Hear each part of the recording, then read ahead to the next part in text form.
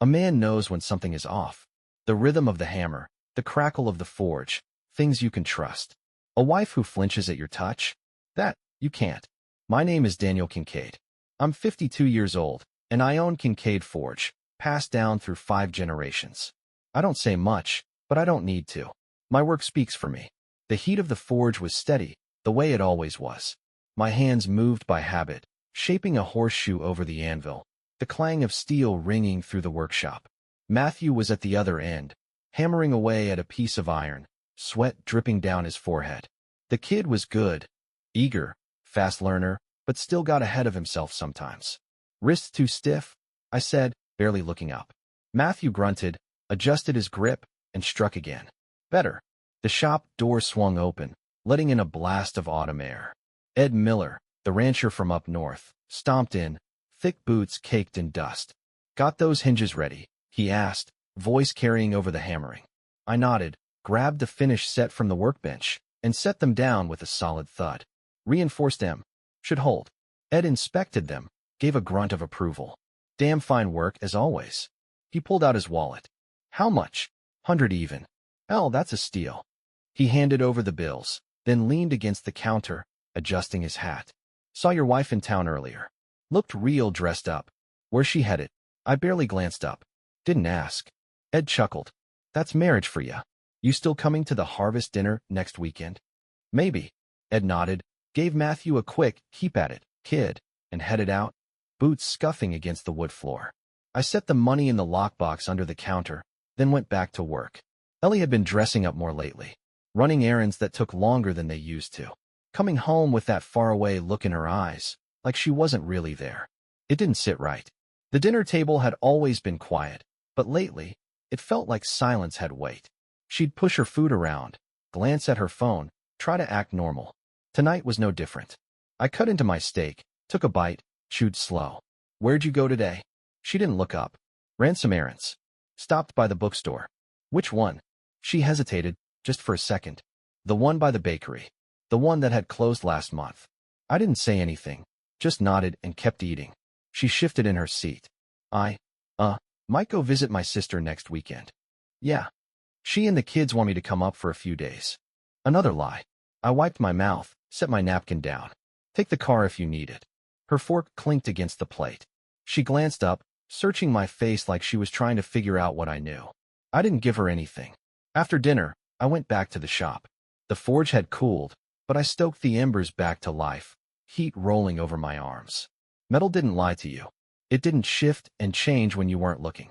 It was honest. You put in the work, you got the result. People weren't like that. Matthew came back, pulling on his gloves.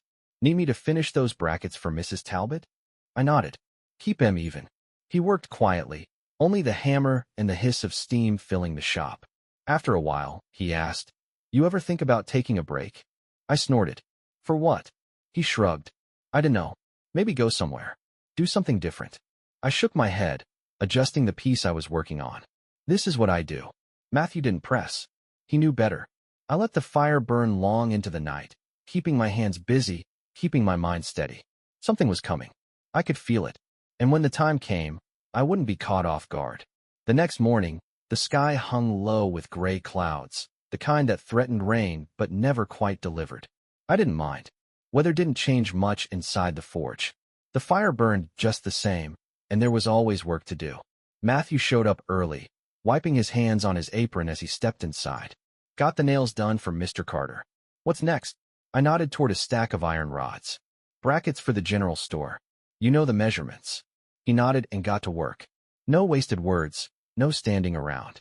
That's what I liked about the kid. By noon, I was in town, picking up supplies. Maggie, the housekeeper at the Ironwood Inn, was outside, wiping down a table, her sharp eyes darting around like they always did. The kind of woman who noticed everything, remembered even more. Morning, Daniel, she called, setting down her rag. Mornin'. She tilted her head, glancing me over. Been busy at the forge? Always. She pursed her lips, wiped her hands on her apron. You and Ellie doing all right? I met her gaze. Why? She shrugged, too casual. Saw her at the Foxglove Hotel the other day. Thought she was meeting someone for work, but she looked different. Like she didn't want to be seen. I didn't move. Didn't blink. That's so? Maggie nodded, watching me, waiting for a reaction. When she didn't get one, she sighed. Probably not my business. Just thought you ought to know. I tipped my hat. Appreciate it. I left without another word, walked down to the hardware store, and picked up what I needed. My hands were steady, same as always, but something sat heavy in my gut. On the way home, I paid attention. The roads. The turns. The Foxglove Hotel sat just outside town, a place too nice for quick business meetings, too discreet for casual guests. The kind of place men like Whitmore spent their money on. That night, I watched Ellie closer. She came home late, claiming she lost track of time.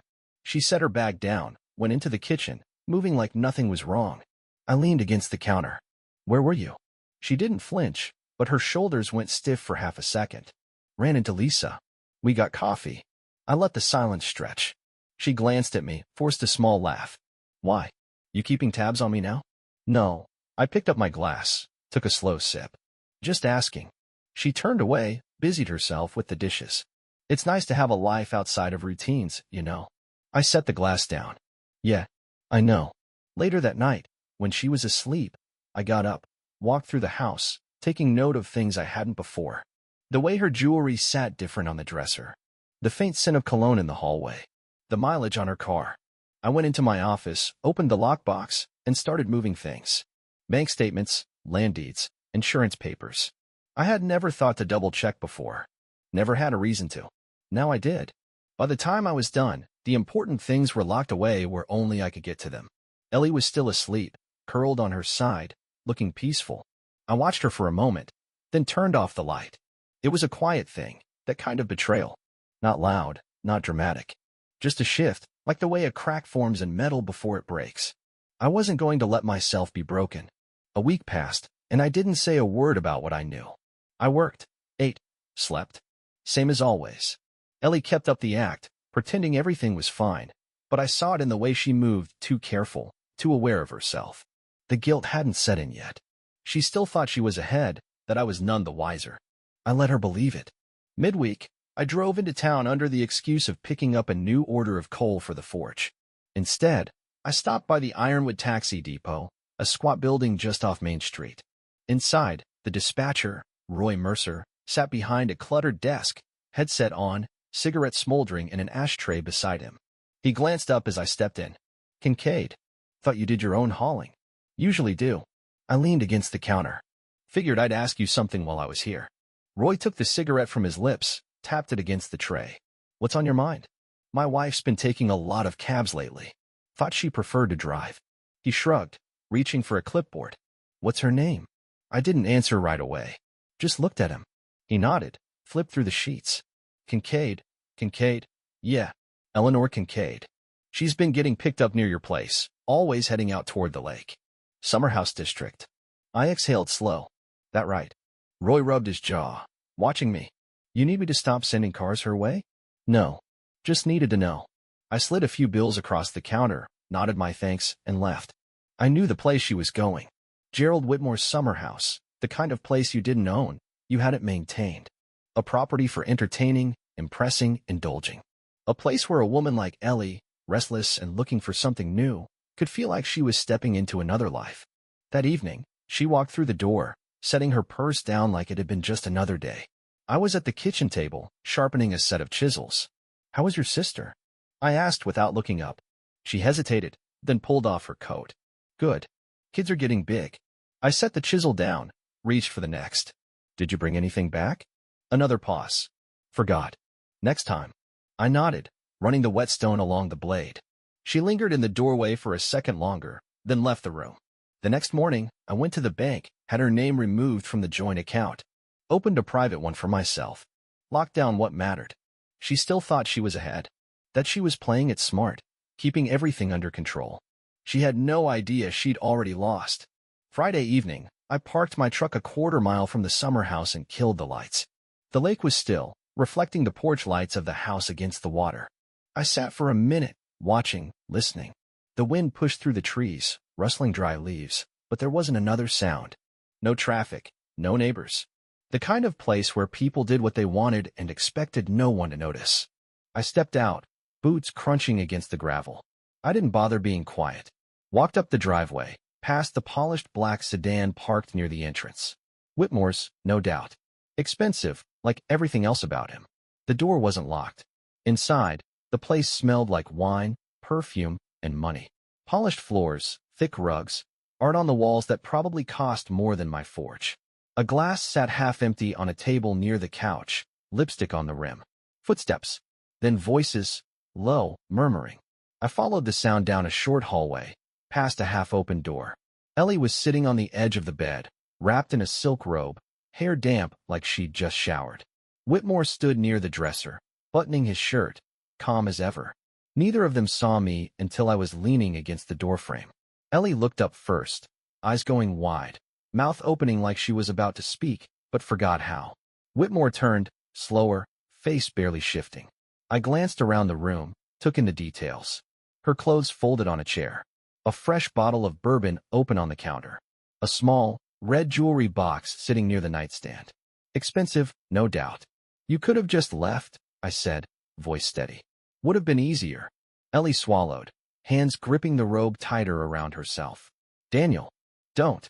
I met Whitmore's gaze. You paying for the whole divorce? Or just the hotel bills? He didn't blink, didn't move. The kind of man who thought money meant control, that everything could be smoothed over with the right words and the right number of zeros. Ellie stood, like she wanted to come closer. It's not.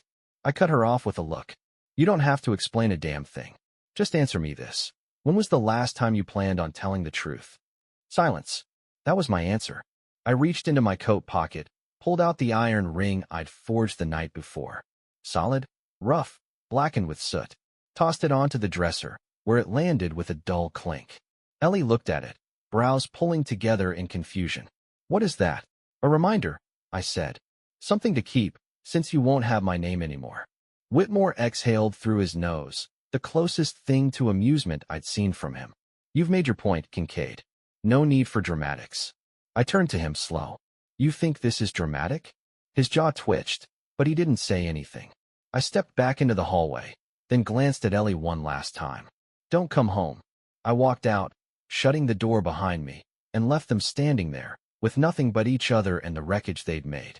The house was quiet when I got back.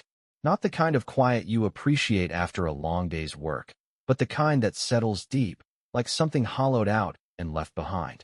I stood in the doorway for a moment, listening. No footsteps. No clatter of dishes from the kitchen.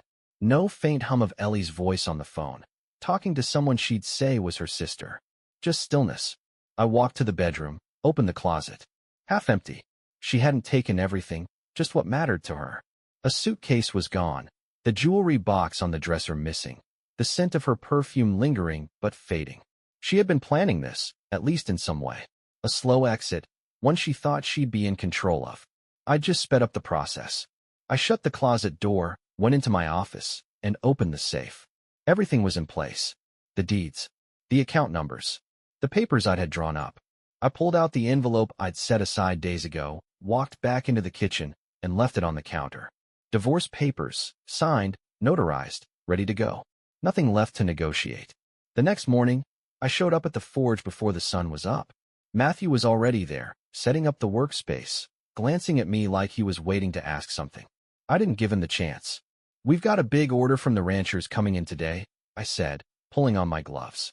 Gonna need to reinforce those gate hinges. You remember the technique? Matthew hesitated, then nodded. Yeah. Heat the center first, hammer slow. Good.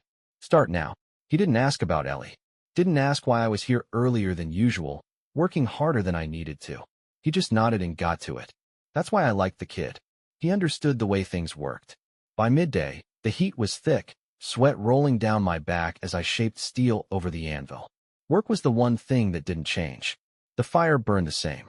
The hammer struck just as solid. Metal bent when you knew how to handle it. It didn't lie. It didn't pretend to be something it wasn't. I was finishing a set of brackets when Ed Miller walked in, dust covered from working his cattle. He nodded at Matthew, then looked at me. Heard your wife skip town. I didn't stop working. That right. He leaned against the counter. Figured you'd have more to say about it. What's there to say? Ed rubbed his jaw, glancing at the stack of finished work beside me. Guess not much. Just, hell, man, if you need anything, You say the word. I looked up then, met his gaze. Appreciate it. He nodded, tapped the counter twice, and walked out. That was the thing about small towns. Everybody knew, but nobody pried too deep.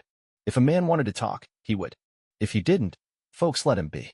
By evening, I was back at the house. It felt bigger now, with just me in it. I stood in the doorway of the bedroom, looking at the empty side of the bed. Then I turned off the light and went back to the forge. 2 weeks passed. Ellie didn't come back. I hadn't expected her to. Papers were filed. Settlement was clean. I kept the house, the forge, everything that mattered. She walked away with what she had before she met me, except now. Her name carried the weight of what she'd done. Word got around like it always did. Small towns don't forget. The Ironwood Ladies Club stopped inviting her to events. The whispers at the grocery store followed her when she walked down the aisles. Whitmore didn't stick around. Men like him never do. Whatever charm he dangled in front of her had dried up the moment she wasn't someone else's wife. I kept working. Orders still came in, customers still showed up. The forge didn't slow down just because my marriage had burned out. One afternoon, while I was fixing a latch for the Holloway stables, Matthew came in with his hands in his pockets, shifting his weight like he had something to say. Something on your mind? I asked, not looking up. He hesitated, then cleared his throat. Ran into Ellie in town. I kept hammering. Yeah. She looked different. He paused, then asked how you were doing. I dunked the hot metal into the water trough, steam rising up between us. What did you tell her? That you're fine. Same as always. I nodded, wiped my hands on a rag. Good. Matthew exhaled, rocking back on his heels. She said she might write. I tossed the rag onto the workbench, met his eyes. I won't read it. He didn't say anything else, just nodded. That was that. A few days later, I took a drive out past the summer house. It was empty, shutters closed, grass starting to creep up around the edges of the driveway. Whitmore had moved on, just like I figured. He wouldn't come back. He had no reason to, but I did. I parked, stepped out, and walked to the front door. Reached into my pocket and pulled out the spare key Ellie must have thought I'd never find. I unlocked the door, stepped inside. The place still smelled like expensive wood polish and whatever cologne he used. I walked to the bedroom, opened the closet. Empty. Checked the nightstand. Nothing but dust. Then I saw it, tucked in the corner of the room, near the base of the dresser. A small box, left behind, like she'd meant to take it but never got the chance. I picked it up, flipped it open. Inside was the iron ring I'd left on the dresser that night. I turned it over in my palm, then snapped the box shut and tossed it onto the bed. I had no use for things that weren't mine anymore.